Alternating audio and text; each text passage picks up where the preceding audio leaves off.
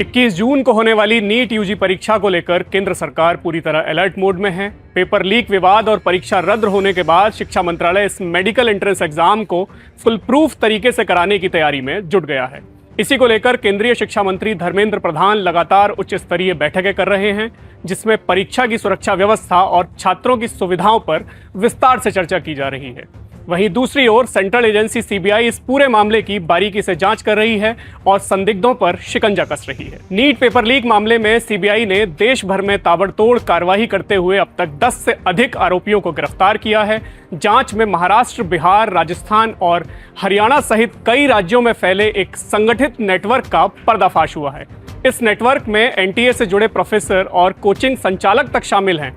CBI ने महाराष्ट्र के लातूर से आरसीसी कोचिंग क्लासेस के संचालक शिवराज रघुनाथ मोटेगांवकर को कस्टडी में लिया है।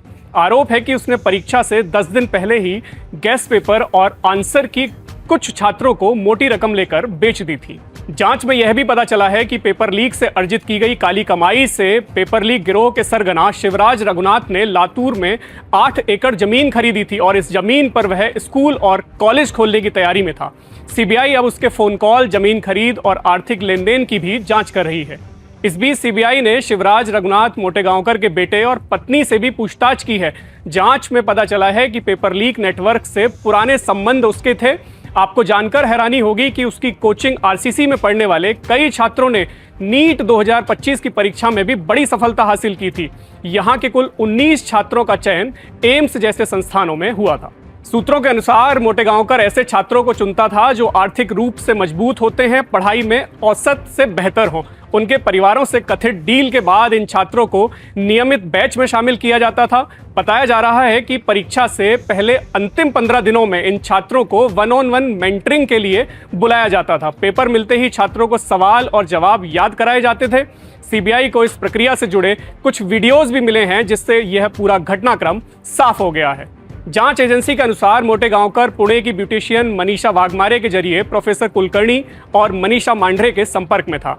सीबीआई जांच में यह बात सामने आई है कि नीट यूजी एग्जाम से पहले पेपर की खूब सौदेबाजी हुई थी।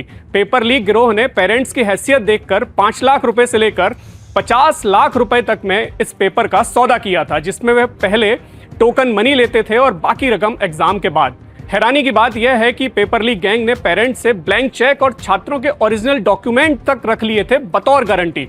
ये सब बातें सामने आने के बाद यह साफ हो गया है कि कितने व्यवस्थित तरीके से पेपर लीक का यह पूरा नेटवर्क काम कर रहा था। बहरहाल इस पूरे मामले की जांच चल रही है। पेपर लीक की घटना से सबक लेकर शिक्षा मंत्रालय और एनटीए इस पूरी परीक्षा को कड़ी निगरानी में करने की तैयारी कर रहे हैं। परीक्षा केंद्रों की सुरक्षा बढ़ाने के साथ साथ परीक्षा को लेकर तमाम सर्विलांस के इंतजाम किए जा रहे हैं। जानकारी के अनुसार इस बार हाईटेक सुरक्षा और निगरानी की जा रही है। एआई आधारित सीसीटीवी कैमरे परीक्षा के दौरान क्लासरूम में होंगे और एंट्री गेट्स पे लगाए जाएंगे।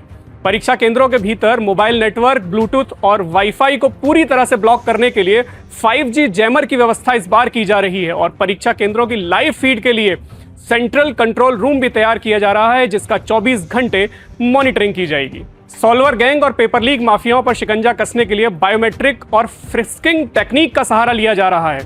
परीक्षा हॉल में प्रवेश से पहले उम्मीदवारों को फिंगरप्रिंट और चेहरे का मिलान बायोमेट्रिक के जरिए कराना होगा। इस बार परीक्षा केंद्र भी मेटल डिटेक्टर से लैस होंगे। शिक्षा मंत्री धर्मेंद्र प्रधान ने सोशल मीडिया, खासकर व्हाट्सएप, मेटा और टेलीग्राफ पर नजर रखने और फर्जी अकाउंट्स पर शिकंजा कसने के निर्देश दे दिए हैं। यानी साफ है कि इस बार मल्टीलेयर जांच के लिए नियम काफी सख्त होने वाले हैं और एनटीए लीक प्रूफ एग्जाम कराने के लिए हर संभव प्रयास में लगा है। फिलहाल के लिए इतना ही। देखते रहिए टाइम्स नाउ नवभारत।